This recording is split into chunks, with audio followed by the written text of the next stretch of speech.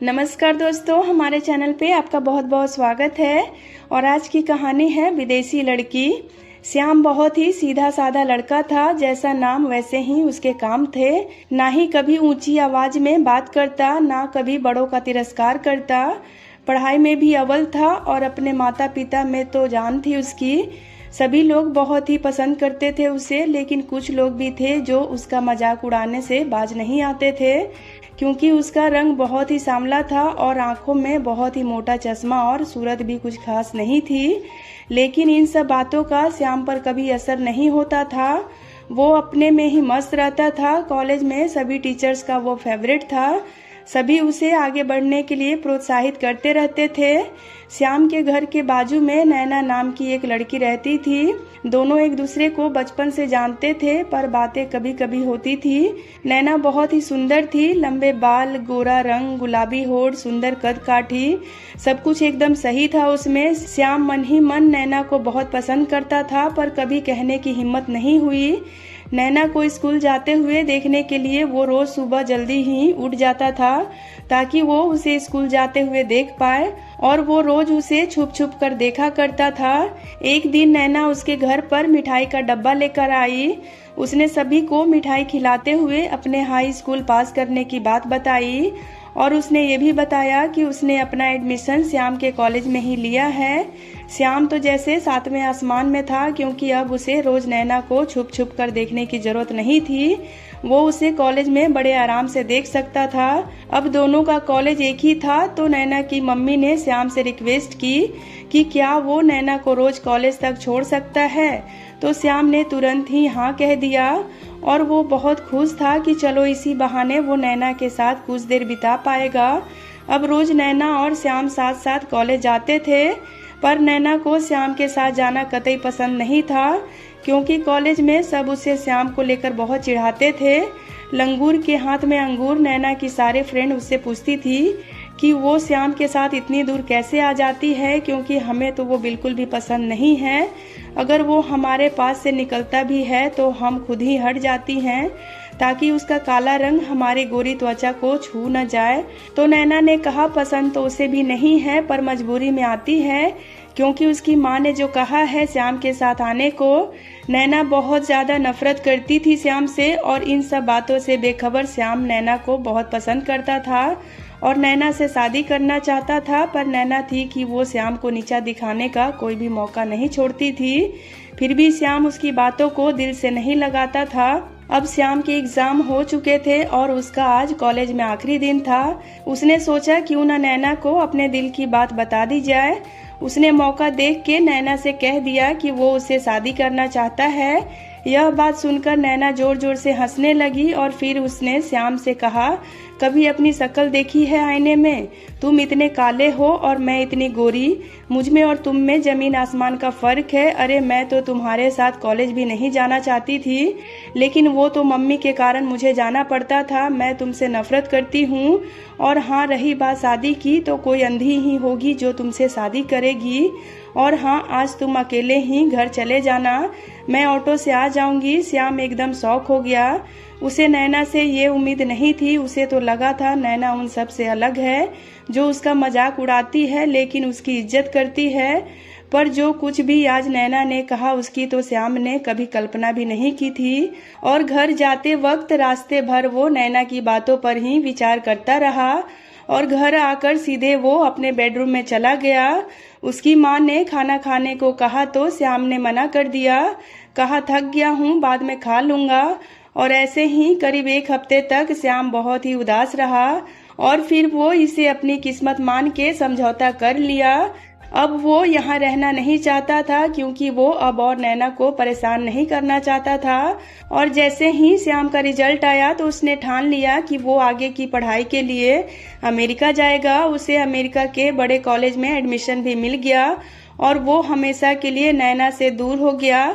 और जैसे ही नैना को ये बात पता चली तो वो बहुत खुश हुई कि चलो अब उस कालू को देखना नहीं पड़ेगा, नहीं तो कभी न कभी उसका चेहरा दिख ही जाता था। नैना के कॉलेज खत्म होते ही उसकी शादी एक बहुत ही हैंडसम और एक अच्छी जॉब वाले लड़के के साथ हो गई। उसकी लाइफ बहुत ही अच्छी चल रही थी। उसके हस्बैंड अमन एक बहुत ही अच्छे इंसान थे और आज नैना की शादी को 3 साल हो गए थे। और एक दिन उसके हस्बैंड अमन ने बताया कि आज उसके बॉस अपनी वाइफ के साथ हमारे घर पर डिनर के लिए आने वाले हैं, तो प्लीज तुम आज कुछ अच्छा सा मेनू बनाना। नैना ने हामी भर दी।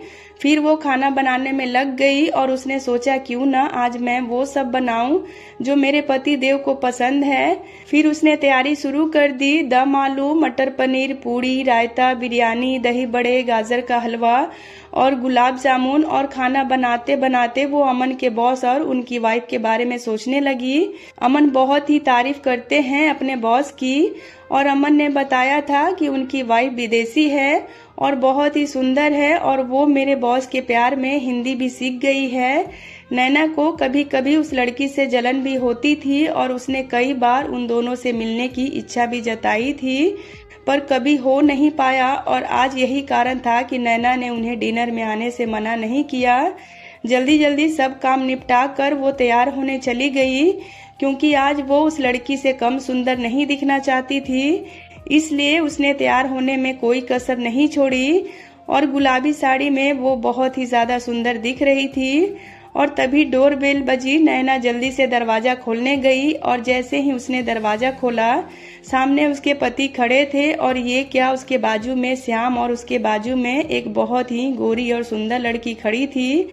नैना को तो विश्वास ही नहीं हो रहा था कि ये वही श्याम है जिसका प्रपोजल नैना ने ठुकरा दिया था। और फिर तभी अमन ने कहा, नैना हटो, भी अंदर नहीं आने दोगी क्या? नैना चौंकते हुए एक तरफ हो गई और वो तीनों अंदर आ गए। अमन ने अपने बॉस से कहा, सर ये नैना है मेरी वाइफ, और नैना ये मेरे बॉस है श्याम सर, और ये उनकी वाइफ है जूली।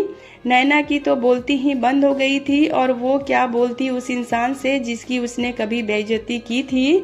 और फिर जूली ने ही बात शुरू की। उसने नैना से कहा कि तुम बहुत ब्यूटीफुल हो। नैना बस थैंक्स ही बोल पाई और सोफे पर बैठते ही सबकी बातें शुरू हो गई। पर नैना का मन कहाँ इन सब बातों में लगता, क्योंकि उसने तो कभी सोचा भी नहीं था कि जिस श्याम से वो इतनी नफरत करती थी उससे कभी मिलना भी होगा और उसकी कभी शादी भी होगी, और वो भी इतनी सुंदर लड़की से। वो तो खुद को ही बहुत सुंदर मानती थी, पर आज जूली को देखकर उसे खुद में बहुत कमी दिखाई देने लगी। अमन ने जोर से आवाज लगाई, तब नैना अपने विचारों से बाहर आई। अमन ने कहा, कहाँ खो गई हो नैना? हम कब से तुमसे बात कर रहे हैं और तुम हो कि जवाब ही नहीं दे रही हो। चलो खाना लगा दो टेबल पर। नैना ने हाँ में सर हिलाया और उठ गई। जूली भी उसकी मदद करने के लिए किचन में नैना के साथ गई। और जूली से बात करते करते नैना ने जाना कि जूली बहुत ही अच्छी लड़की है और मन की भी बहुत साफ है। सभी को खाना बहुत पसंद आया।